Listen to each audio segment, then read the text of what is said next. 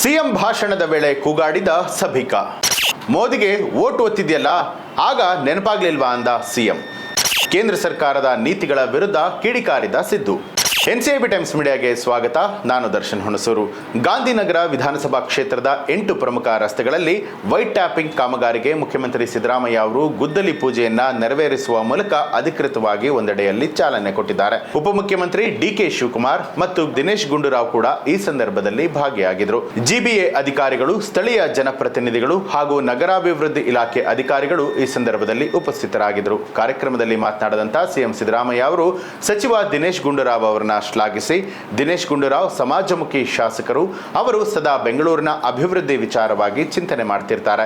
ಇಂತಹ ಶಾಸಕರನ್ನ ಪಡೆದಿರುವಂತಹ ಗಾಂಧಿನಗರದ ಮತದಾರರು ಪುಣ್ಯವಂತರು ಅಂತ ಈ ಸಂದರ್ಭದಲ್ಲಿ ತಿಳಿಸಿದರು.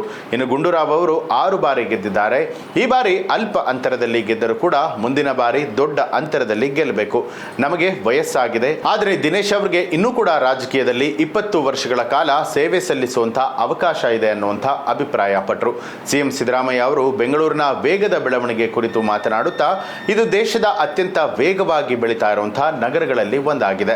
ಈಗಾಗಲೇ 1,40,00,000ಕ್ಕೂ ಹೆಚ್ಚು ಜನಸಂಖ್ಯೆ ಇರುವಂತಹ ಈ ನಗರಕ್ಕೆ ನೀರು, ಸಾರಿಗೆ, ಚರಂಡಿ ಮತ್ತು ವ್ಯಾಪಾರ ಸೌಕರ್ಯಗಳು ಅಗತ್ಯವಾಗಿ ಬೇಕಾಗಿದೆ ಅಂತ ತಿಳಿಸಿದರು.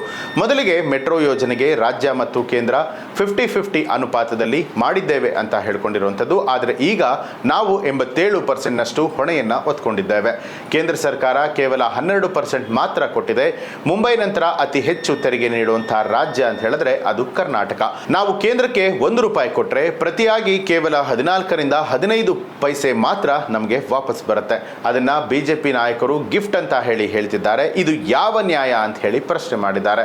ಸಿಎಂ ಸಿದ್ದರಾಮಯ್ಯ ಅವರು ಕೇಂದ್ರ ಸರ್ಕಾರದ ತೆರಿಗೆ ನೀತಿಗಳ ವಿರುದ್ಧ ತೀವ್ರ ಅಸಮಾಧಾನವನ್ನು ಕೂಡ ವ್ಯಕ್ತಪಡಿಸಿದ್ದಾರೆ. ಜಿಎಸ್ಟಿ ವ್ಯವಸ್ಥೆ ಆರಂಭಿಸಿದವರು ಮೋದಿ ಅವರು. 4 ರೇಟ್ಗಳನ್ನ ಮಾಡಿದ್ದು ಅವರೇ. ಈಗ 2 ರೇಟ್ಗಳನ್ನ ಮಾಡಿದ್ದಾರೆ.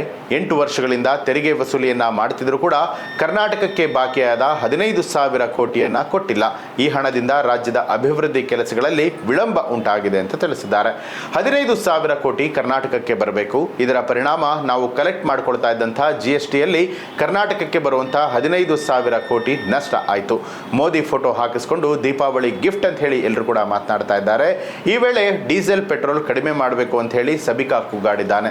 ನಾನಲ್ಲ, ನೀನು ಕೇಳಬೇಕು, ಮೋದಿಗೆ ಓಟ್ ಒತ್ತಿದ್ಯಲ್ಲ ಆವಾಗ ನಿನಗೆ ನೆನಪಾಗ್ಲಿಲ್ವಾ ಅಂತ ಹೇಳಿ ಸಿಎಂ ಪ್ರಶ್ನೆ ಮಾಡಿದ್ದಾರೆ. ಈ ವೇಳೆ ಅವನನ್ನ ಕಳಿಸೋದಕ್ಕೆ ಪೊಲೀಸರು ಮುಂದಾಗ್ತಾರೆ. ಅವನನ್ನ ಬಿಡಿ, ಪ್ರಶ್ನೆ ಮಾಡೋದರಲ್ಲಿ ತಪ್ಪೇನಿಲ್ಲ ಅಂತ ಹೇಳಿ ಸಿಎಂ ಅವರು ಮರು ಉತ್ತರ ಕೊಡ್ತಾರೆ. ದೀಪಾವಳಿ ವೇಳೆಯಲ್ಲಿ ಪ್ರಧಾನಿ ಮೋದಿ ಪ್ರಕಟಿಸಿದ ಗಿಫ್ಟ್ ಪ್ಯಾಕೇಜ್ ಕುರಿತು ಟೀಕೆಯನ್ನ ಮಾಡಿ ಮೋದಿ ಫೋಟೋ ಹಾಕೊಂಡು ದೀಪಾವಳಿ ಗಿಫ್ಟ್ ಅಂತೆ, ಗಿಫ್ಟ್ ಕೊಡಬೇಕಾದ್ರೆ ಡೀಸೆಲ್ ಮತ್ತು ಪೆಟ್ರೋಲ್ ದರವನ್ನ ಕಡಿಮೆ ಮಾಡಲಿ ಅಂತ ಹೇಳಿದ್ರು. ಇನ್ನು ಜನರಿಂದ ಪ್ರತಿಕ್ರಿಯೆ ಬಂದಾಗ ಪೊಲೀಸರು ಆ ವ್ಯಕ್ತಿಯನ್ನ ತಡೆಯೋದಕ್ಕೆ ಮುಂದಾದಾಗ ಸಿಎಂ ಅವರು ತಡೆದ ಪೊಲೀಸರನ್ನೇ ಮತ್ತೆ ಅವರು ತಡೆಯುತ್ತಾ, ಪ್ರಶ್ನೆ ಕೇಳೋದ್ರಲ್ಲಿ ತಪ್ಪೇನೂ ಇಲ್ಲ, ಆತ ಕೇಳಲಿ ಬಿಡಿ ಅನ್ನುವಂತಹ ರೀತಿಯಲ್ಲಿ ಉತ್ತರವನ್ನ ಕೊಟ್ಟಿರುವಂಥದ್ದು. ನಮ್ಮ ಸರ್ಕಾರ ಬೆಂಗಳೂರು ಅಭಿವೃದ್ಧಿಗಾಗಿ 1,25,000 ಕೋಟಿ ರೂಪಾಯಿಗಳನ್ನ ಮೀಸಲಿಟ್ಟಿದೆ. ಇದು ಬಿಜೆಪಿಯವರು ಒಂದು ಗುಂಡಿಗೂ ಕೂಡ ಮಣ್ಣು ಹಾಕಿಲ್ಲ. ಬದಲಿಗೆ 1,17,000 ಕೋಟಿ ಸಾಲ ಮಾಡಿ ನಮ್ಮ ಮೇಲೆ ಬಿಟ್ಟು ಹೋಗಿದ್ದಾರೆ. ನಾವು 5 ಗ್ಯಾರಂಟಿಗಳನ್ನ ಕೊಟ್ಟಿದ್ದೇವೆ. ಅದೇ ರೀತಿ ಮೋದಿ ಸರ್ಕಾರ ಕೊಡಬಹುದಾ ಅಂತ ಹೇಳಿ ಸಿಎಂ ಅವರು ಕೇಂದ್ರ ಸರ್ಕಾರಕ್ಕೆ ಪ್ರಶ್ನೆ ಮಾಡಿದ್ದಾರೆ. ಇದೇ ವೇಳೆಯಲ್ಲಿ ಸಿಎಂ ಸಿದ್ದರಾಮಯ್ಯ ಅವರು ತಮ್ಮ ಬಜೆಟ್ನಲ್ಲಿ ಎಲ್ಲಾ ಶಾಸಕರಿಗೂ ಕೂಡ ನಿಧಿ ನೀಡಿರುವುದನ್ನು ಸ್ಮರಿಸಿದ್ರು. ನಾನು ಎಲ್ಲಾ ಶಾಸಕರಿಗೂ ಕೂಡ, ಬಿಜೆಪಿ ಶಾಸಕರಿಗೂ ಕೂಡ ಹಣವನ್ನ ಕೊಟ್ಟಿದ್ದೇನೆ. ಯಾಕೆಂದ್ರೆ ಬೆಂಗಳೂರು ಅಭಿವೃದ್ಧಿ ಆಗಬೇಕಾದ್ರೆ ಪಕ್ಷಪಾತ ಇರಬಾರದು. ಎಲ್ಲೆಡೆಯಲ್ಲಿ ಗುಂಡಿಗಳನ್ನ ಮುಚ್ಚಿ ರಸ್ತೆಗಳನ್ನ ಗುಣಮಟ್ಟದ ವೈಟ್ ಟ್ಯಾಪಿಂಗ್ ಮೂಲಕ ಬಲಪಡಿಸಬೇಕು ಅಂತ ತಿಳಿಸಿದ್ರು. ಸಿಎಂ ಸಿದ್ದರಾಮಯ್ಯ ಅವರು ಗ್ರೇಟರ್ ಬೆಂಗಳೂರು ಪ್ರಾಧಿಕಾರ ಈ ಕುರಿತು ಮಾತನಾಡುತ್ತಾ, ಬೆಂಗಳೂರು ವಿಭಜನೆಯನ್ನ ಮಾಡಿಲ್ಲ, ಉತ್ತಮ ಆಡಳಿತಕ್ಕಾಗಿ 5 ಪಾಲಿಕೆಗಳನ್ನ ರಚಿಸಿದ್ದೇವೆ. ಜಿಬಿಎಗೆ ನಾನು ಅಧ್ಯಕ್ಷ, ಡಿಕೆ ಶಿವಕುಮಾರ್ ಉಪಾಧ್ಯಕ್ಷ, ಸಚಿವರು, ಕಾರ್ಪೊರೇಟರ್ಗಳು ಸದಸ್ಯರಾಗಿ ಭಾಗವಹಿಸುತ್ತಾರೆ. ಸುರಂಗ ಮಾರ್ಗ, ಫ್ಲೈಓವರ್, ರಸ್ತೆ ಅಭಿವೃದ್ಧಿ ಎಲ್ಲವೂ ಕೂಡ ಬೆಂಗಳೂರಿನ ಜನರ ಸುಖಕ್ಕಾಗಿ ಅಂತ ಹೇಳಿದ್ರು.